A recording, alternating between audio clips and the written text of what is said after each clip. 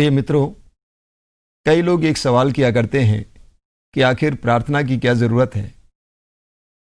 लेकिन उनके जीवन में जब विपत्तियां आती हैं, समस्याएं आती हैं, तो वे प्रार्थना करना शुरू करते हैं।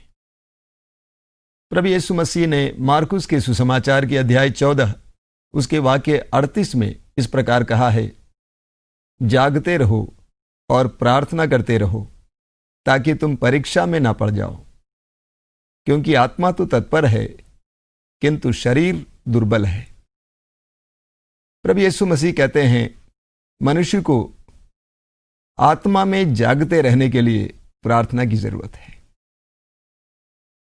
प्रभु कहता है जागते रहो और प्रार्थना करते रहो। हमारी आत्माओं को जगाए रखने के लिए हमें प्रार्थना की आवश्यकता है, क्योंकि प्रभु कहता है वरना तुम परीक्षा में गिर जाओगे।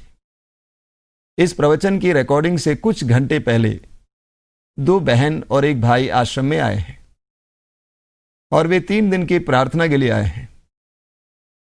उन्होंने कहा कि उनके भाई जो विवाहित है, जिसकी एक बच्ची है, उसके पीछे एक विधवा लगी हुई है और वो विधवा बोला करती है कि मैं इसके संसार को उजाड़ कर ही रहूंगी। मैंने उनसे पूछा कि क्या आपके परिवार में प्रार्थना होती है, और जैसा कि अक्सर मुझे सुनने को मिलता है, उन्होंने कहा किया करते थे, अभी बहुत कम होती है। जहां पे प्रार्थना नहीं होती है वहां पे प्रभु का निवास कैसे हो सकता है। संत मत्ती के सुसमाचार के अध्याय 18 उसके वाक्य 20 में प्रभु यीशु कहता है, जहां 2 या 3 मेरे नाम पर इकट्ठे होते हैं, मैं उनके बीच में उपस्थित रहूंगा। जहां प्रभु के नाम पर विश्वासी इकट्ठे होते हैं, प्रभु उनके बीच में उपस्थित रहता है। और जहां प्रभु के नाम पर विश्वासी इकट्ठे नहीं होते हैं, वहां पे किसका निवास होगा, आप समझ सकते हैं। जहां प्रार्थना कम पड़ती है वहां पर शैतान के विभिन्न प्रकार के कार्य देखने को मिलते हैं। हम मत्ती के सुसमाचार के अध्याय 13 में एक बहुत सुंदर दृष्टांत सुनते हैं। प्रभु यीशु मसीह ने एक सुंदर दृष्टांत सुनाया। एक व्यक्ति अपने खेत में अच्छे बीज बोए और उसके बाद वो और उनके नौकर सो गए।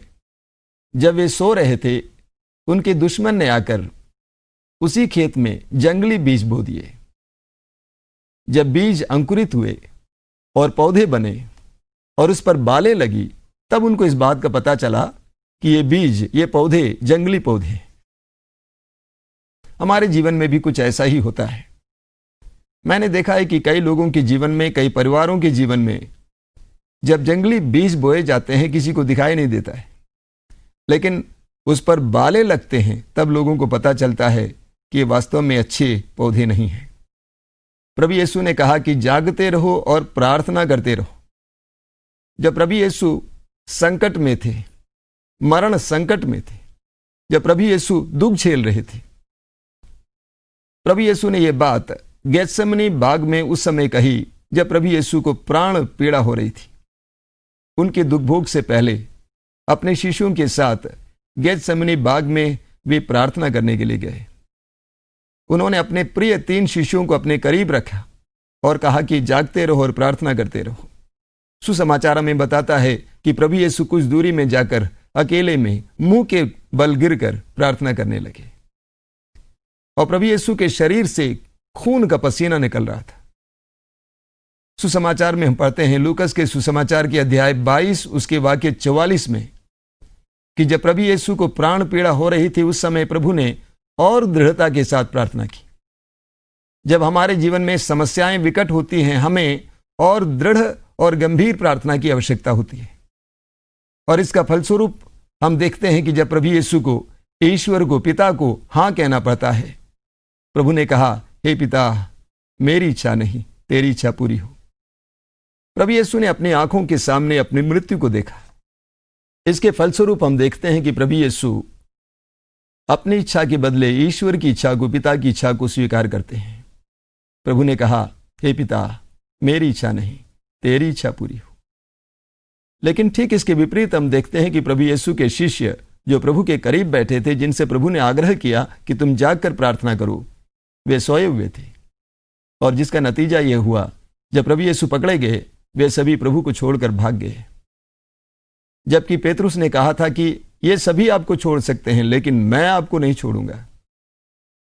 प्रार्थना के अभाव में हमारे अंदर बल की कमी होती है, शक्ति की कमी होती है।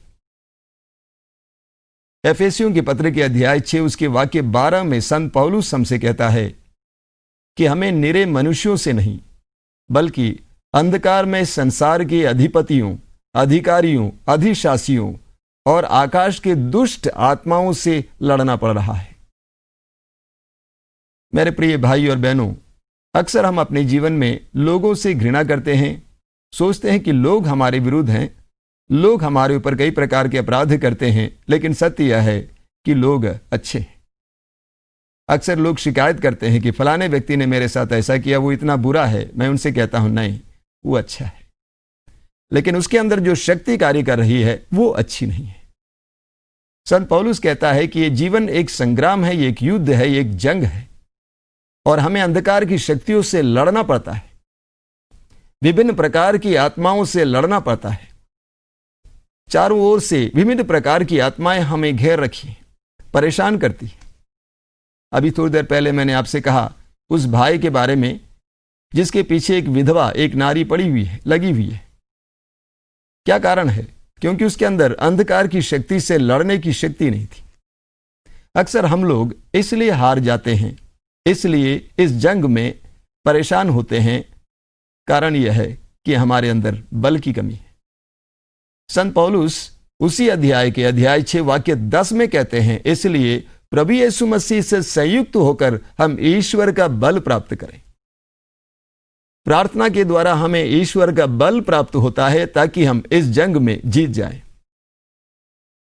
एक तरफ प्रभु यीशु के शिष्यों ने यीशु को छोड़ दिया, लेकिन दूसरी तरफ हम देखते हैं कि प्रभु यीशु जीत पाए, अंधकार की शक्ति से लड़ पाए।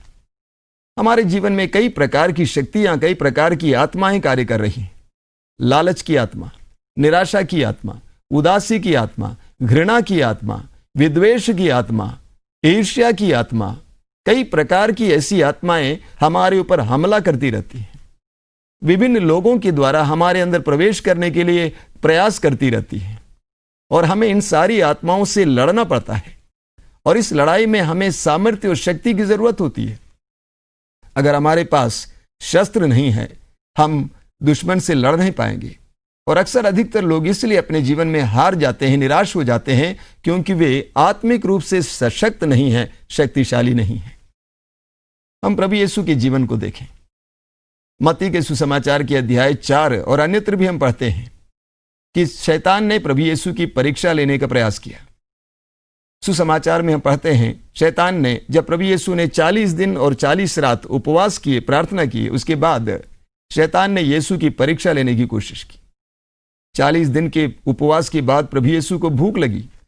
शैतान ने पत्थर उठाया और कहा कि इसे रोटी बना दो, तू ईश्वर का पुत्र है, तू कर सकता है।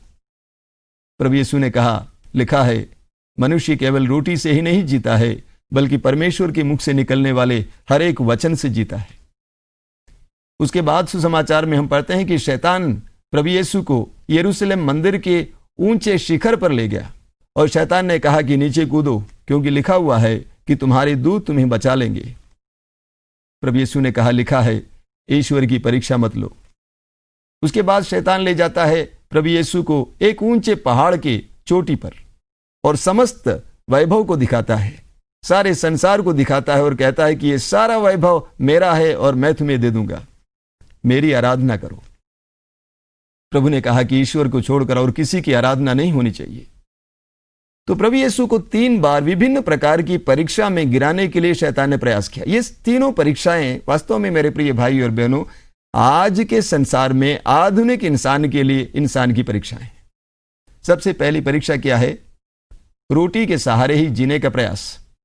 कई लोग रोटी के लिए ही जीते हैं, शरीर के लिए ही जीते हैं और रोटी पर ही भरोसा रखते हैं और रोटी कमाने के लिए ना जाने क्या क्या करने को तैयार हैं। और दूसरी परीक्षा, कई लोग ईश्वर की परीक्षा लेते हैं, कई तरह के मुश्किलों में अपने को डालते हुए ईश्वर की परीक्षा लेने का प्रयास करते हैं। विश्वास की कमी उनके अंदर है, बार बार ईश्वर से सबूत मांगते हैं, प्रमाण मांगते हैं, विश्वास करने को तैयार नहीं है। और तीसरी परीक्षा, कि इस संसार के वैभव को पाने के लिए शैतान की आराधना करने के लिए तैयार हैं, कोई भी कार्य करने के लिए तैयार हैं, घूस लेने को तैयार हैं, चोरी करने को तैयार हैं, कत्ल करने को तैयार हैं इस संसार के वैभव के लिए। तो ये तीनों परीक्षाएं हम सबके लिए, आधुनिक इंसान के लिए भी सामयिक हैं। लेकिन प्रभु यीशु ने 40 दिन और 40 रात के उपवास और प्रार्थना के सामर्थ्य से शैतान से कहा, हट जाओ शैतान, हट जाओ शैतान। प्रभु यीशु ने शैतान से लड़ने के लिए सामर्थ्य पाया प्रार्थना में, और शैतान से कहा, हट जाओ शैतान, और शैतान हट गया। स्वर्गदूत यीशु की सेवा करने लगे। संत पेतरुस उनके पहले पत्र के अध्याय 5 वाक्य 8 में लिखते हैं, संत पेतरुस कहते हैं कि आपका दुश्मन शैतान दहाड़ते सिंह की तरह विचरण करते रहता है, ये देखते रहता है कि किसे फाड़ कर खा जाए। शैतान चारों ओर विचरण करते रहता है और देखता है कि किसे फाड़ खा जाए। शैतान हमें अपने अधीन करना चाहता है। फाड़ खाने का मतलब क्या है? उसके अधीन करना, अपने वश में करना। पिछले 10-15 वर्षों में हजारों लोगों के जीवन में प्रभु का वचन सुनाते हुए मैंने देखा है कि उनके जीवन में किस तरह से शैतान ने जगह बना रखी है। विभिन्न प्रकार के प्रलोभनों के द्वारा शैतान उनके जीवन में प्रवेश करता है। शैतान उन्हें अपने अधीन कर लेता है और वे शैतान के अनुसार कार्य करने लगते हैं। आपने देखा भी होगा कि कैसे कुछ लोगों के चेहरे, हाव भाव भी बदल जाते हैं। धीरे धीरे उनके अंदर जो प्रभु का सानिध्य था वो मिट जाता है और उसके बदले शैतान का सानिध्य देखने को मिलता है। उनका हाव भाव बदल जाता है, उनके व्यवहार बदल जाते हैं। तो शैतान चारों ओर से हमें घेरने के लिए प्रयास करता है, हमें अपने अधिकार में करने के लिए, वश में करने के लिए प्रयास करता है। मेरे प्रिय भाई और बहनों, शैतान से लड़ने के लिए हमें सामर्थ्य की जरूरत होती है। संत पौलुस कहता है कि हम प्रभु यीशु से जुड़कर सामर्थ्य पाए, प्रार्थना के द्वारा सामर्थ्य पाए। वास्तव में प्रार्थना ईश्वर के साथ जुड़ना है, और जब हम ईश्वर के साथ जुड़ेंगे तब हमारे जीवन में ईश्वर के जीवन, ईश्वर के सामर्थ्य, ईश्वर के प्रेम का अनुभव और एहसास होगा।